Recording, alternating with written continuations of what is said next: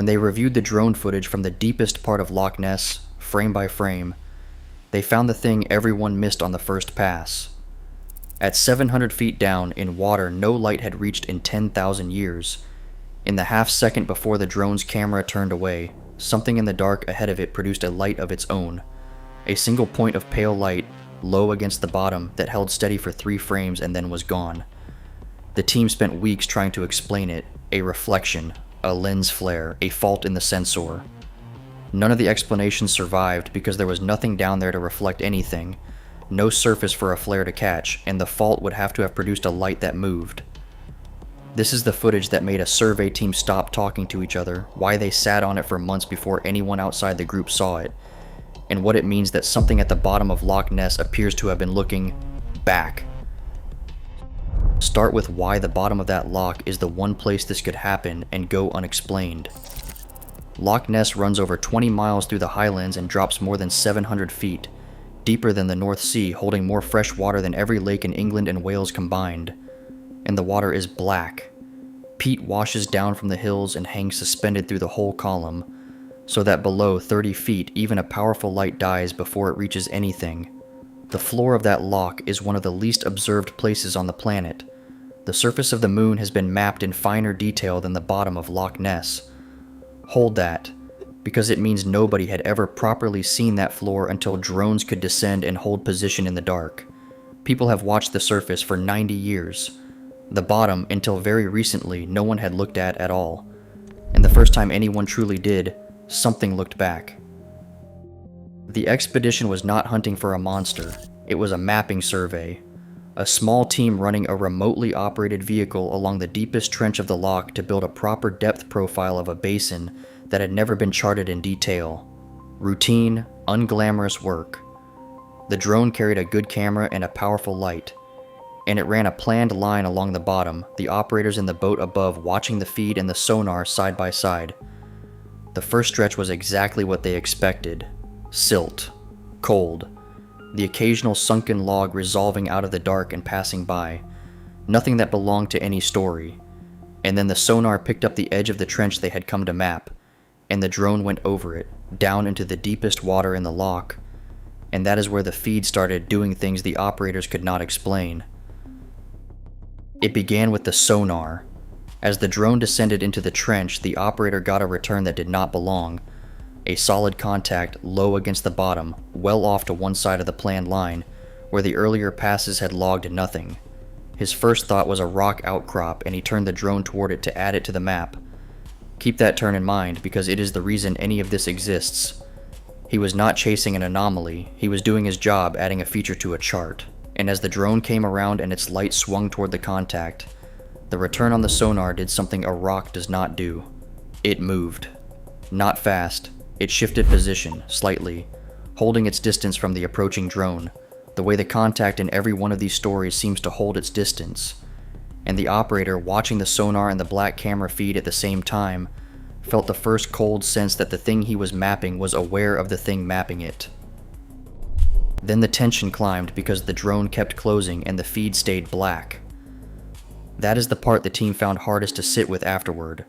The light was powerful. At that range it should have caught something. The rock.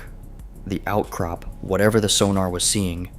Instead, the camera showed only the drifting particles in the beam, and past them, nothing. The sonar insisted there was a large, solid object 20 feet ahead.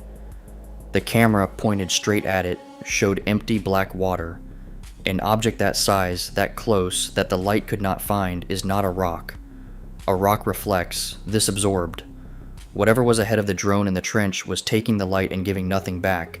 Dark, the way the deep water animals that spend their lives in blackness are dark, built to vanish in exactly the water they live in. And the operators were now driving a machine, blind, toward a large living thing that their instruments could see and their camera could not. And that is the moment the light appeared.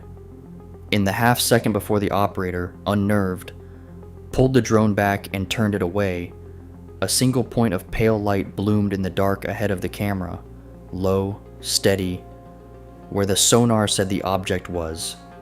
It lasted 3 frames. Then the drone was turning away and it was gone, and the dive was effectively over. The operator brought the vehicle up and no one on that boat said much on the way back to shore. It was only in the review days later, going through the footage frame by frame, that they isolated those 3 frames and understood that they had recorded something none of them could account for. A light, 700 feet down, in a trench where the only light that had existed in 10,000 years was the one they had brought with them. The team did what serious people do. They tried to kill it. The first explanation was a reflection, the drone's own light bouncing back off something. But there was nothing to bounce off. The camera showed no surface, and a reflection of their own beam would have been the color of their own beam. And this was not. The second was a lens flare, an artifact inside the camera. But a flare tracks with the light source and the motion, and this point of light held still against the moving frame, independent, as though it belonged to the world and not to the lens. The third was a sensor fault, a hot pixel, a glitch.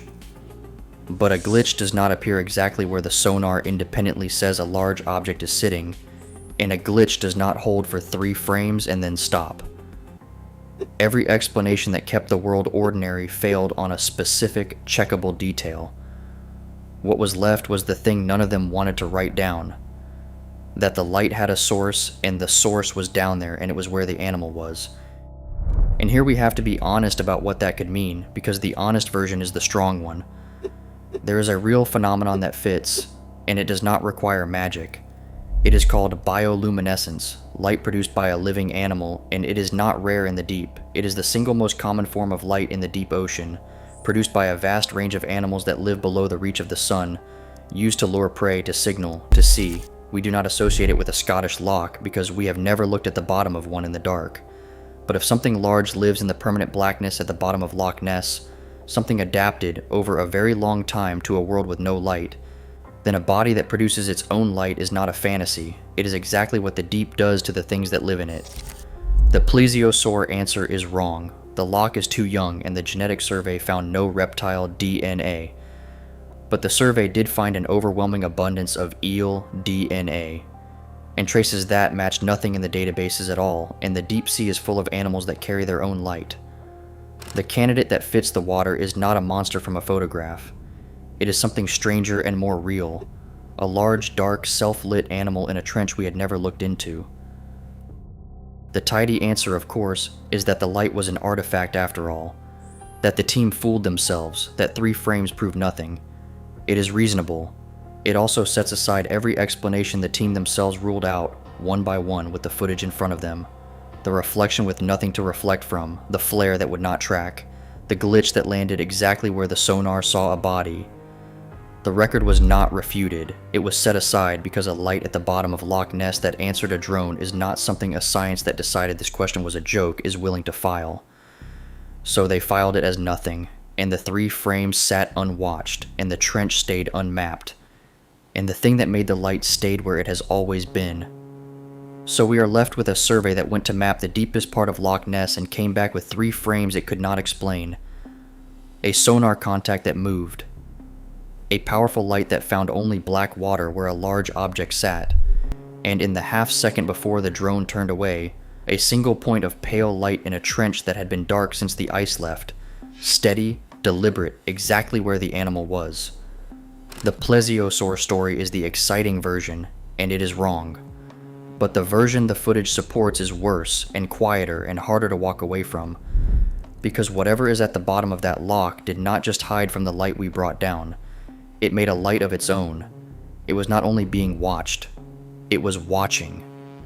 And the black water it has watched from all this time is the same water we have stared at from the surface for a century, certain there was nothing looking back.